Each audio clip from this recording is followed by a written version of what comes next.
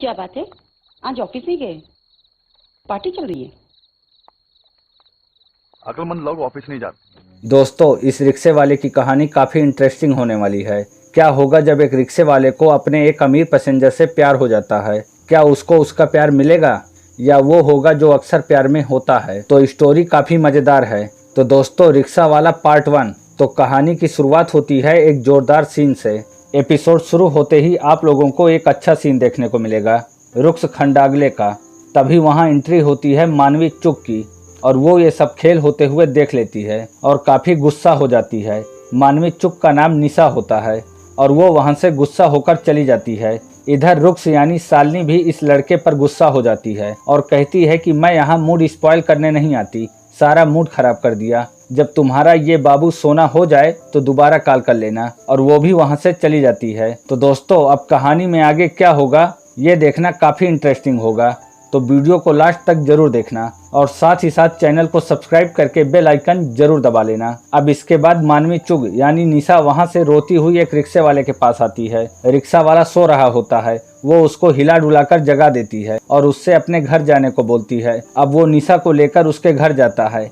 इधर वो लड़का निशा को फोन करता है लेकिन निशा उसका फोन काट देती है। अब इसके बाद रिक्शा वाला निशा को घर छोड़ता है। निशा अपने कमरे में आकर उसी सीन को याद करके रोती रहती है। इधर रिक्शा वाला वापस आ रहा होता है, तभी मोबाइल की घंटी बजती है तो उसे पता चलता है कि निशा अपना फोन रिक्शे में ही भूल गई है और वो फोन उठा लेता है और उस लड़के से कहता है कि अब दोबारा निशा मैडम के पास फोन मत करना, नहीं तो पुलिस से कंप्लेन कर देंगे। अब इसके बाद रिक्शा वाला निशा को उसका फोन देने जाता है और मैडम मैडम आवाज़ लगाते हुए उसके घर के अंदर चला जाता है। वो कहता है कि मैडम मैं रिक्शा वाला, वो आपका फ़ोन मेरे रिक्शे में ही छूट गया था। दरअसल दोस्तों, निशा उस लड़के से प्यार करती है और वो ये धोखा बर्दाश्त नहीं कर पाती और गलत कदम उठाने जा रही होती है। तभी रिक्शा वाला उसके कमरे तक पहुंच जाता है और उसे बचा लेता है और कहता है कि ये क्या पागलपन है, क्या करने जा रही थी आप? उनके बारे में कभी सोचा है जो आपसे प्यार करते हैं, जिन्हें आपकी परवाह है? क्या उनके लिए जी नहीं सकती आप? वैसे हमारा कोई हक तो नहीं है,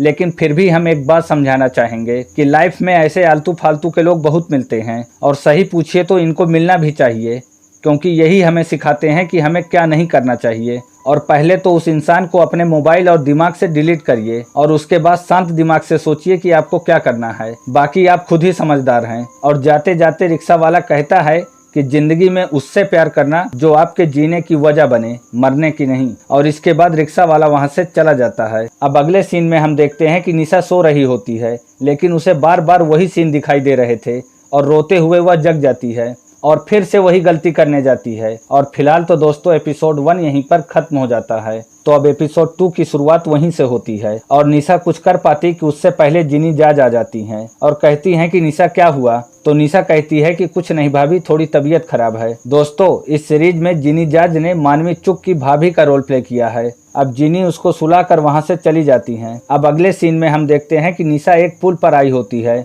और उसे वही सब सीन बार बार दिखाई दे रहे थे, जिससे वो बहुत परेशान थी और वो फिर से एक बार वहां से नीचे छलांग लगाने जा रही होती है। लेकिन तभी वहां रिक्शे वाला आ जाता है और कहता है कि मैडम जी क्या कर रही हैं आप? कहता है कि संभालिए अपने आप को, मुझे पक्का यकीन था कि आप कुछ ऐसा ही करेंगी, इसलिए मैं आपके ऊपर नजर बनाए हुए था और ऐसा करके आप कौन सी प्रॉब्लम सॉल्व कर लेंगी। कल मैंने कितना समझाया आपको, लेकिन आपको कुछ समझ नहीं आया। निशा कहती है कि तो मैं क्या करूं, मैं जय से बहुत प्यार करती हूं, मैं उसके बिना नहीं रह सकती। तो रिक्शा वाला कहता है कि बाकियों का क्या, आपके घर वाले, दोस्त, रिश्तेदार जो आपसे प्यार करते हैं उनका क्या? कुछ नहीं। आपने कभी सोचा है कि आपके जाने के बाद दुनिया वाले तरह तरह की बातें बनाएंगे, आपके घर वालों का घर से बाहर निकलना मुश्किल हो जाएगा। मैडम जी, आज दुनिया में प्रॉब्लम किसे नहीं है, तो इसका क्या मतलब सब लोग कूद कर जान दे दें? एक बात मानेंगी आप मेरी, वो इंसान आपके प्यार के काबिल ही नहीं है, था ही नहीं कभी। अगर होता तो आज वो यहाँ होता, मैं नहीं। वो अच्छे से जानता है कि वो कुछ भी कर ले आप उसी के पास जाएंगी और वो आपकी इसी कमजोरी का फायदा उठा रहा है। बेहतर होगा कि ये सब उल्टा फुल्टा ख्याल छोड़िए और उसी को सबक सिखाने के बारे में सोचिए। ऐसा सबक सिखाइए कि दोबारा ऐसा करने से पहले 10 बार सोचे। गलत उसने किया है और सजा भी उसी को मिलनी चाहिए, आपको नहीं। निशा कहती है कि पर मैं ये सब कैसे करूंगी? तो रिक्शा वाला कहता है कि हम हैं ना। अब अगले सीन में हम देखते हैं कि निशा कैफे में होती है और जय आता है। जय कहता है कि प्लीज निशा, मुझे गलत मत समझो, एक मौका मुझे और दे दो, प्लीज ट्राई टू अंडरस्टैंड। और निशा का हाथ पकड़ लेता है, लेकिन निशा अपना हाथ खींच लेती है। जय कहता है कि मैं इतने प्यार से समझा रहा हूँ, समझ नहीं आ रहा है।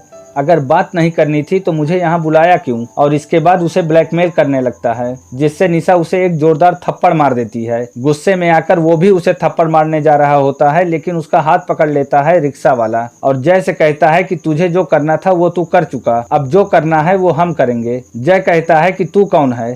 तो वो कहता है कि कल बताया था ना। तो जय कहता है कि अच्छा, क्या निशा इतनी भी क्या आग लगी थी? और रिक्शे वाले को बेइज्जत करने लगता है। तभी दोस्तों रिक्शे वाले का एक नया रूप देखने को मिलता है।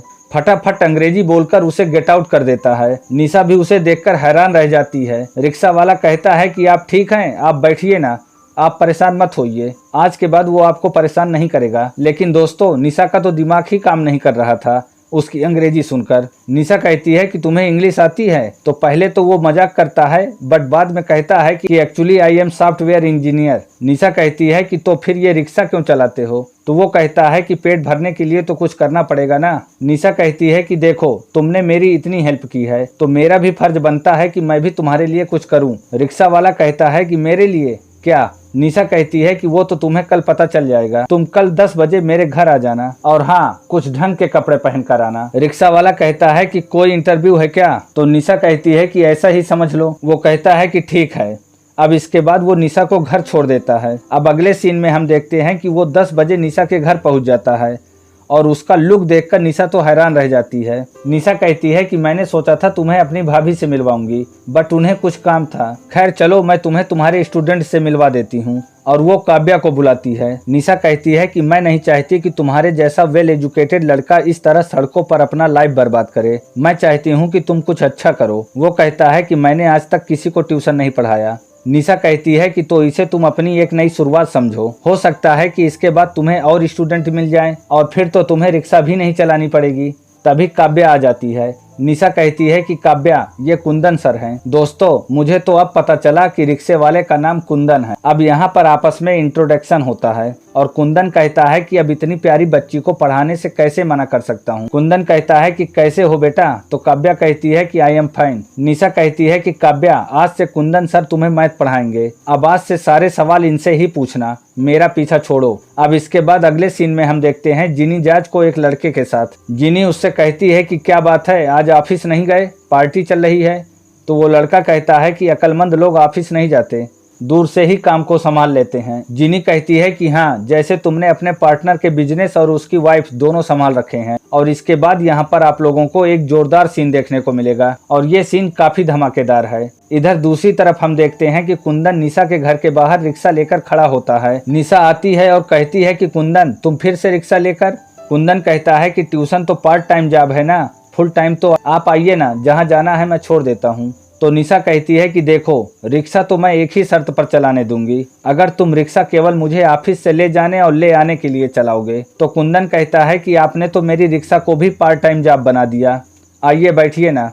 अब अगले सीन में हम देखते हैं कि निशा अपने कमरे में म्यूजिक चलाकर डांस कर रही होती है और काव्या कुंदन दोनों उसे देख रहे होते हैं। तभी निशा उन दोनों को देख लेती है और उन दोनों को दौड़ा लेती है और घर के बाहर गार्डन में आकर वो सब खेलने लगते हैं। दरअसल दोस्तों काव्या उसके भाई की बेटी होती है। अब अगले सीन में हम देखते हैं कि निशा रिक्शे पर बैठी गन्ने का जूस पी रही होती है और तभी वहां जय उन दोनों को देख लेता है। और फिलहाल तो दोस्तों एपिसोड 2 भी यहीं पर खत्म हो जाता है। तो दोस्तों वीडियो काफी बड़ी ना हो इसलिए इसके एपिसोड 3 की स्टोरी का रिव्यू मैं अगले वीडियो में करूंगा। दोस्तों इसके आगे आने वाले सभी एपिसोड काफी इंटरेस्टिंग है और शायद इसके 3 पार्ट हैं, तो एक एक करके मैं सभी पार्ट को एक्सप्लेन करूंगा। तो चैनल को सब्सक्राइब करके बेल आइकन जरूर दबा लेना और अगर वीडियो अच्छी लगी हो तो एक लाइक जरूर कर देना। मिलते हैं नेक्स्ट वीडियो में। Thank you for watching this video. Take care, bye bye.